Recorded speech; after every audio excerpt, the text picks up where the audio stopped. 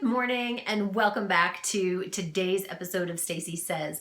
I hope you enjoyed yesterday's episode where we talked about the chemistry of low carb and ketogenic diets and why it's so important not to cheat on them. And as I said yesterday, today I want to talk a little bit about why it's so important to transition properly and why it really is the key to keeping the weight off forever. So as we talked about the chemistry balance, your liver stores some energy for you, and then when it's depleted, it goes out to the fat. Now, when you transition, it's going to be really important that you monitor your carbohydrates and you have this knowledge about where your body takes its energy from so that you can maintain a good, healthy sugar balance level throughout your lifetime and keep the weight off. And we do that by monitoring our carbohydrates and of course monitoring our calories and monitoring the fat and just kind of keeping a good idea as to what we're putting in and how it's affecting our bodies. Now, and everybody reacts a little differently.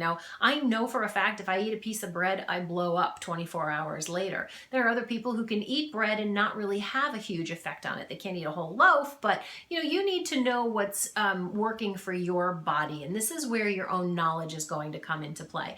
There's great guidelines out there for you, but of course you need to do what's best for you. It's really important to transition, which means going from a really low carbohydrate to a moderate carbohydrate, and to do that slowly and not all at once. Otherwise you throw your body haywire. So it would be like, going and eating 20 grams of carbohydrates or 30 grams of carbohydrates on a low carb diet, and some people who are doing keto or even lower than that, to all of a sudden eating a bowl of ice cream and Reese's peanut butter cups, and your body's going to be like, whoa, and go completely out of whack, and you're just going to start packing the pounds on. So you want to titrate up slowly, and what's even more important is that you eat complex carbohydrates and not simple carbohydrates. So complex carbohydrates, which, you know what, I'm going to do an episode on that tomorrow, because I think that's something that we need to know about, and how to be able to calculate net carbs, what complex carbs are, and how it all works. So I'll make a note of that we'll do that for an episode probably tomorrow, if not a little bit later this week. But you want to eat the complex carbs so that your body has to work for them, and you don't want to eat the simple carbs or the simple sugars. Otherwise, you're just going to go exactly back to where you were before.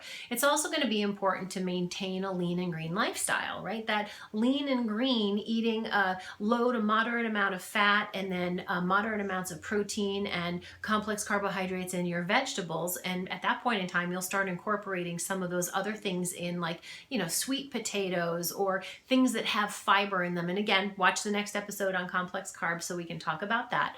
But you'll need to incorporate those things back in, and to do it kind of slowly, and again, see how your body reacts. So that really is the key. Transitioning is key, and then maintaining a good, healthy diet afterwards. Now, a lot of people think that, oh, I'm going to go on this diet program, and then as soon as I'm done, everything's going to be great and I can go back to the way I was before. Well, the truth of the matter is we all realistically know that we can't, but you can transition to a way where you can have some treats some of the time, and then eat food that just tastes really darn good in the, for the rest of the time, for the 80 to 90% of the rest of the time, so that, it's all about balance. And that really was why I started my business as well, because I wanted to show people that, look, you know what, you can eat that 80-85% of the way with your lean and green meals and have them be fabulous and have them be delicious, and not feel like, oh my God, I'm eating chicken and salad again, right?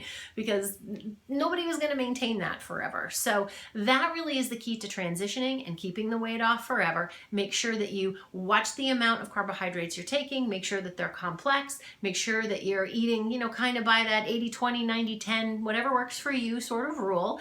And that's it. I mean, this really isn't rocket science. It's a matter of making things that are tasty and delicious so that you can stay on whatever program you choose forever. And I look forward to helping you with that on your next phase.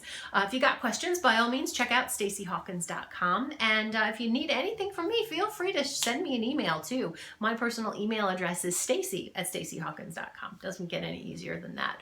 I'm always here to be able to answer your questions. And if it's a good one, we'll do an episode of Stacey Says on it.